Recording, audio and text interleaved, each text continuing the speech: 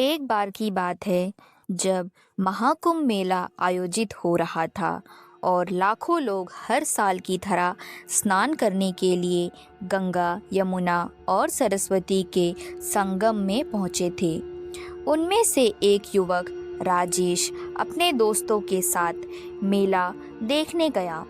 मेले की भीड़-भाड़ में उसे एक तंबू की ओर खींचा, जो बाकी तंबुओं से काफी अलग और पुराना था। यह तंबू काफी सुनसान और वीरान था और उसकी चादरें बहुत पुरानी और सड़ी गली थी। राजेश ने अपने दोस्तों से कहा कि वह इस तंबू को देखता है, लेकिन दोस्तों ने उसे मना किया। बावजूद इसके राजेश अकेले उस तंबू की ओर बढ़ गया।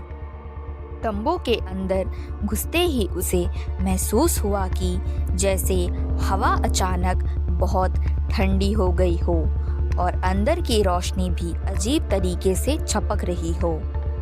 वह धीरे धीरे तंबू के अंदर गया और देखा कि एक पूरा लकड़ी की चौकी पर कुछ किताबें रखी हुई थी। जैसे ही उसने एक किताब उठाई, अचानक चारों ओर से गहरी खौफनाक आवाज गूंजने लगी। राजेश ने घबराकर किताब वापस रख दी और तंबू से बाहर निकलने की कोशिश की, लेकिन जैसे ही वह बाहर बढ़ा, उसने देखा कि उसके आसपास के आकाश में अजीब सी आकृतियां बन रही थी जो उसके ऊपर मंडरा रही थी। वह दौड़ते हुए बाहर निकला, लेकिन उसे इस बात का एहसास हुआ कि वह अकेला नहीं था।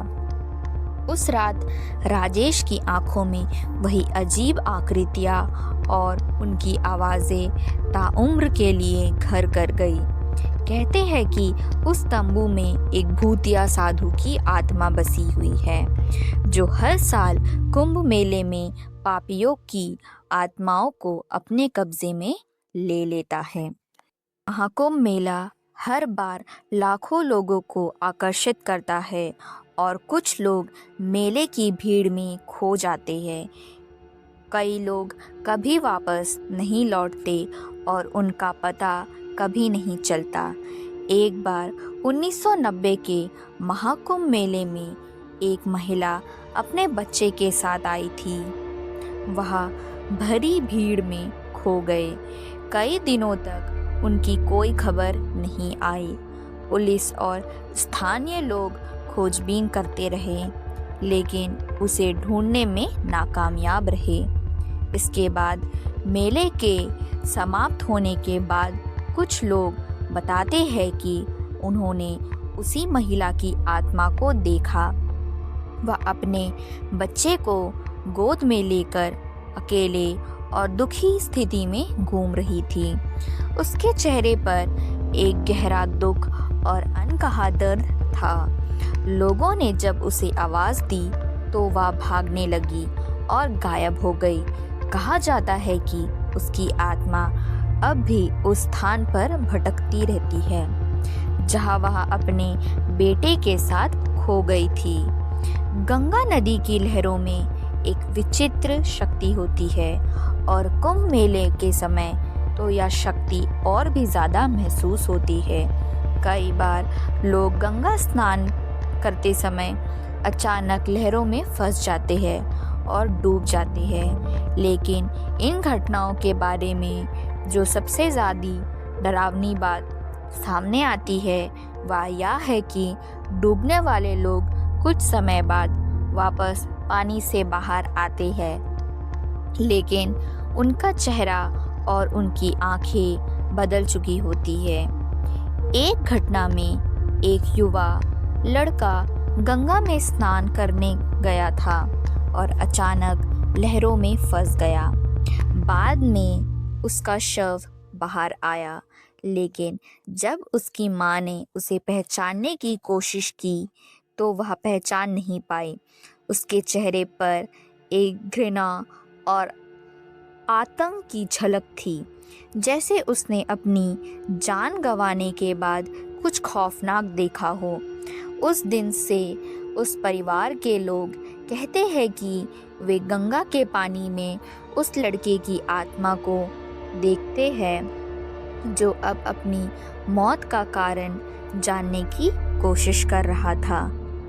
कुंभ मेले की रात अक्सर डरावनी होती है, खासकर जब लोग अकेले होते हैं। एक रात एक साधु ने कुछ अजीब घटनाएं महसूस की। वह साधु एक तंबू में सो रहा था जब उसे अचानक गहरी खामोशी महसूस हुई।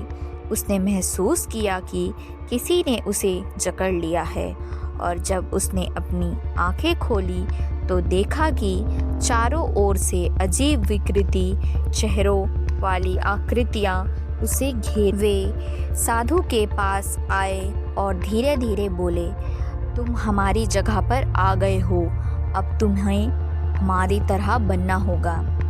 साधु डर के मारे कांपते हुए तंबू से बाहर भागा, लेकिन जब वह बाहर आया तो देखा कि बाकी सभी तंबू और लोग गायब हो गए थे। वह अंधेरे में अकेला खड़ा था। कुछ समय बाद उसे महसूस हुआ कि वह उस स्थान पर खो चुका था और अब वह हर साल रात के समय उस स्थान पर वापस आता है। कुंभ मेला सिर्फ एक धार्मिक अवसर नहीं, बल्कि यह उन घटनाओं और आत्माओं का भी स्थल बन चुका है जो कभी शांति नहीं पा सकी। जो लोग रात के समय मेले की भीड़ से बाहर निकलते हैं, वे अक्सर उन अजीब और डरावनी घटनाओं का शिकार होते हैं जिनका कोई व्याख्या नहीं हो सकता। कई बार पापी आत्माएं उन मेले के माहौल में अपनी मुक्ति के लिए संघर्ष करते रहते हैं, और यही कारण है कि कुंभ मेले के कुछ स्थानों पर लोग हमेशा यह कहते हैं कि रात के समय उन स्थानों पर जाने से बचना चाहिए। कुंभ मेले की रहस्यमय और डरावनी घटनाएं हमेशा से लोगों के दिल में भय और जिज्ञासा को जन्म देती रहता है, और यह आज भी जारी है। ऐसे ही इंटरेस्टिंग स्टोरीज़ के लिए हमारे YouTube चैनल रियो स्टोरी बुक को सब्सक्राइब करें।